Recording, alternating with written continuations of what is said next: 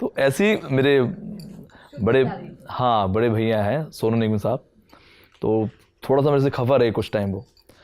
तो जब उनको किसी ने पूछा, जैसे आपने अभी हिंदी इतनी बोल दी ना, उनको किसी ने पूछा कि भाई सभी को नंबर्स देने हैं, तो उन्होंने 10 से शुरू करा कि 10 उसके लिए, 7 उसके लिए, मतलब कौन अच्छा गाता है।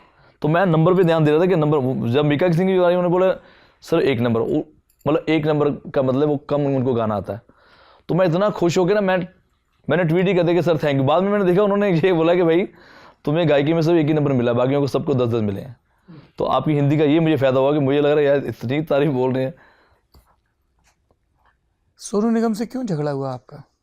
नहीं, वो नाराज़ थे मेरे से, झगड़ा तो नहीं हुआ। क्यों नाराज़ थे? अब बड़े भाई नाराज़ भी हो सकते हैं, तो फिर मैंने उनको प्यार से मना भी लिया।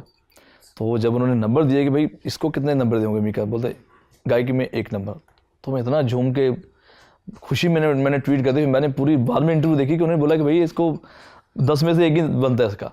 तो मैं ये खुश था कि चलो यार, या तो 10 होना चाहिए या 1 होना चाहिए, नंबर 1 होना चाहिए।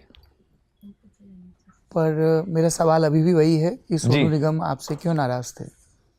नाराज़ हो गए थे, कुछ मेरी शरारतें थी, और उन्हीं पे तो आज विस्तार से बात करनी है सर। जी सर। ये 1 लाइन वाले आंसर वाला पेपर नहीं है, जी डिटेल में ऐसे लिखना है। क्यों नाराज़ थे आपसे? नाराज़ थे कुछ बातों से लेके नाराज़ हो गए थे। जैसे मेरा गाना पहले आया था सावन लग गया, तब मैं बच्चा था, अभी भी बच्चा ही हूँ। तो उनका एक गाना बहुत अच्छा है, अभी वो उस गाने को लेके बड़ा खुश होते हैं। तो मैं बोलता था पानी में रह के भी ये कम गले, ढेरों कपड़े धोए और ज़्यादा चले। तो ये मैंने किसी इंटरव्यू में बोल दिया था। तो बड़े भाई नाराज़ हो गए। अब वो खुद गाते हैं, जब भी कोई शो पे होता है तो मुझे देख के वो यही गाते हैं। तो मैं अपनी तरफ से दिमाग लड़ा रहा था कि मैं कोई मेडली कर रहा हूँ या मिक्सिंग कर रहा हूँ, मुझे नहीं पता वो उल्टी पड़ जाएगी। बट सोनू भाई love you and sorry for वो जो लाइन मैंने गाई थी आपके लिए। सिर्फ उसी 1 लाइन के लिए माफ़ी मांगना चाहते हैं या और भी कोई प्रसंग है? नहीं, और तो देखो, इंसान क्या बोलते हैं, गलतियों का पुतला है। गलती करेंगे तो आप सीखेंगे, अगर आप गलती ही नहीं करेंगे तो फिर सीखेंगे कैसे? जी।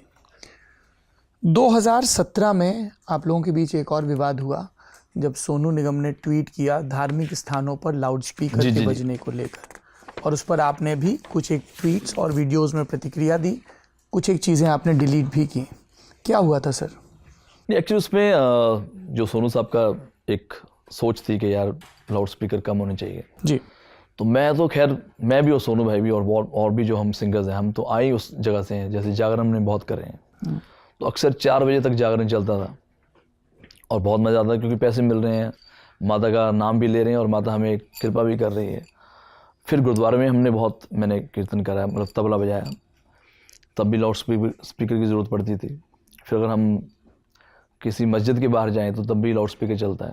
तो ये शायद इंडिया में एक आम बात है, और इस पे उन्होंने तभी कुछ अपना उन्होंने प्रस्ताव रखा था, जिसके अंदर मैंने बोला। फिर हमने दोनों से हक करा और ये बात को ख़त्म करा।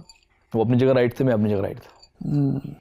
मेरा ये मानना था, जब भी 4 बजे हम उठते थे पहले गांव में, तो गुरुद्वारे में सबसे पहले हमारे जपजी साहब का पाठ शुरू होता है। तो वो स्पीकर का मतलब यही कि भाई 4-5 बज गए, भगवान का नाम लेना शुरू कर दो।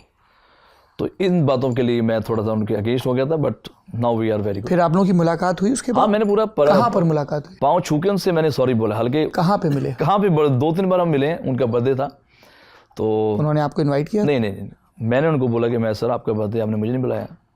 तो शायद उनको समझ नहीं आया था कि नाराज़गी है, गुस्सा है, तो उन्होंने मुझे बुला लिया था।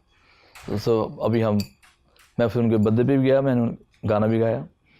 सो now we are very good friends. Nice.